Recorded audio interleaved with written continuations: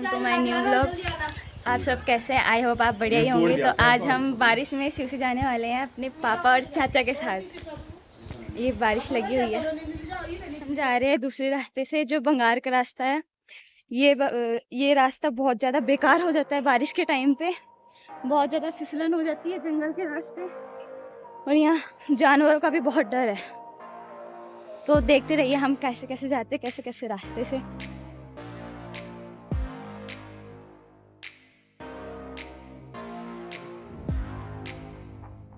सुबह का टाइम है और रास्ता बहुत ज़्यादा सुनसान हो रहा है। साथ में पापा है इसलिए कोई डर नहीं है। देख सकते हैं कितना बेकार हो रखा है। हम छोटे छोटे बच्चों को, मेरे दो छोटे छोटे भाई बहन हैं, हमें इस रास्ते से गुजरना पड़ता है स्कूल के लिए बरसात के टाइम पे। और जो वृद्ध लोग हैं उनके लिए भी बहुत मुश्किल होती है यहाँ से जाना, बहुत दूर का रास्ता तय करना पड़ता है। सरकार को कितनी बार बोला यहाँ पुल बनवा दो, लेकिन वो पुल बनवाने का नाम नहीं ले रही। हम लोग जब स्कूल जाते हैं तो यहाँ पे बड़ी बड़ी घास उग जाती है, हम पूरी तरह गीले हो जाते हैं। मेरा तो चलो 2 साल में स्कूल ख़त्म हो जाएगा, पर मेरे जो छोटे छोटे भाई बहन हैं उनके लिए बहुत मुश्किल होती है। मैं उनके बारे में सोचती हूँ तो कहती हूँ अकेले कैसे जाएंगी इतनी गीली घास में और ऐसे जंगल के रास्ते से। इस रास्ते के चक्कर में सब लोग शहर चले गए और जो वृद्ध लोग हैं उनके लिए सच में बहुत मुश्किल होती है। हम लोग तो कैसे भी चले जाते हैं, पर यहाँ पे वृद्ध लोग कैसे जाएंगे? देखो यहाँ से अगर कोई फिसल भी गया तो नीचे जाके बहुत घायल हो जाएगा सीधा नदी में। छोटा सा राजा भी है जिसको ठंड लग रही है इसलिए वो पापा की टी शर्ट के अंदर घुस रखा है। राजा, हम कब से निकले? लगभग हमें 20-25 मिनट हो गए होंगे और अभी भी हमें 20-25 मिनट का रास्ता अभी तय करना है। और देखिए यहाँ का रास्ता कितना उजड़ा हुआ है बहुत बेकार रास्ता है। व्यू तो यहाँ से बहुत मस्त दिखता है, बाकी ये घास होने लगी अब बड़ी बड़ी। और 2 महीने हमें पूरा गीला होकर जाना पड़ेगा स्कूल। तो बस बंगार की औरतों को हमें 50 बार बोलना पड़ता है घास काटने के लिए, तब भी वो घास काटने के लिए राज़ी नहीं होती। सोचते नहीं हैं यहाँ के लोग दूसरे के बारे में, अपना देखते हैं। क्या ही बोल सकते हैं अब उनको जब मानते नहीं है तो। के गेट पे पास गए हैं तो बंगार कुछ दूर से इस तरह दिखता है। दिख नहीं रहा।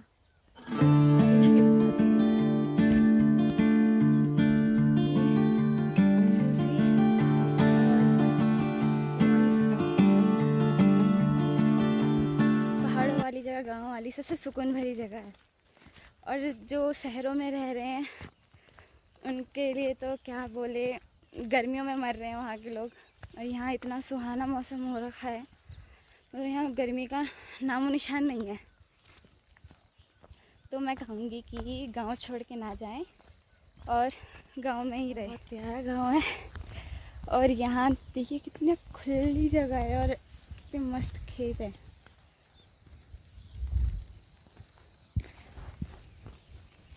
मुझे अब एहसास हुआ कि इतनी तेज़ बारिश तो हो नहीं रही है जो मैंने छतरी पकड़ी है। मैंने अपने पापा को देखा कि वो तो उन्होंने तो छतरी पकड़ी नहीं है और मैंने पकड़ी है। मेरे पापा आगे आगे चल रहे हैं। तो ये है बंगार गांव जो कि बहुत बड़ा है।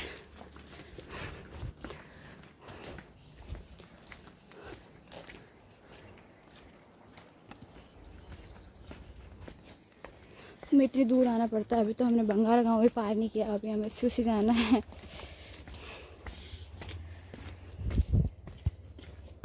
तो हम गौशाला के रास्ते जा रहे हैं। यहाँ बहुत सारी गौशालाएँ छोटी छोटी, जहाँ गाय भैंस घोड़े बकरी तो इन्होंने कम रखी है। बकरी हमारे गांव में है सबसे ज़्यादा। बारिश के रास्ते यहाँ बहुत कीचड़ हो रखा है।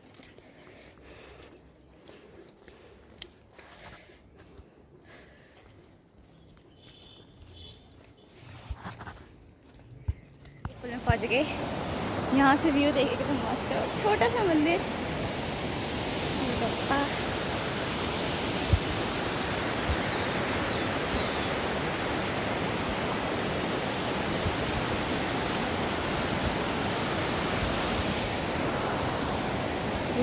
पुराना पुल।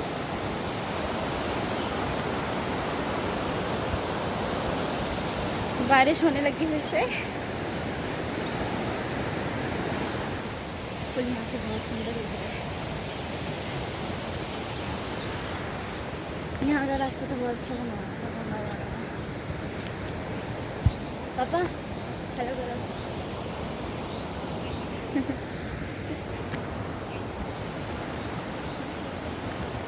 उत्तराखंड में बस यही दिक्कत है कि यहाँ पे स्कूल बहुत दूर दूर होते हैं, और जैसे हम आते हैं दूर दूर से, वैसे ही हमारे स्कूल में भी बहुत दूर दूर से बच्चे आते हैं। मेरे फ्रेंड्स लोग हैं, कोई दोगे घाट से, कोई पोखर सैंड से, कोई दूर दूर गांव से, जिनको आते आते 2-3 घंटे लग जाते हैं। तो जब सुबह का स्कूल रहता है तो बिल्कुल घर से अंधेरे में निकल जाते हैं 5 बजे, तब जाके यहाँ पे 7 बजे पहुँचते हैं। उनके लिए कितनी परेशानी होती है यहाँ। इनके लिए सही है जो पैसे वाले, इन्होंने घर पास बना रखे स्कूल के, कि स्कूल के बच्चों के पास हो, मार्केट पास हो।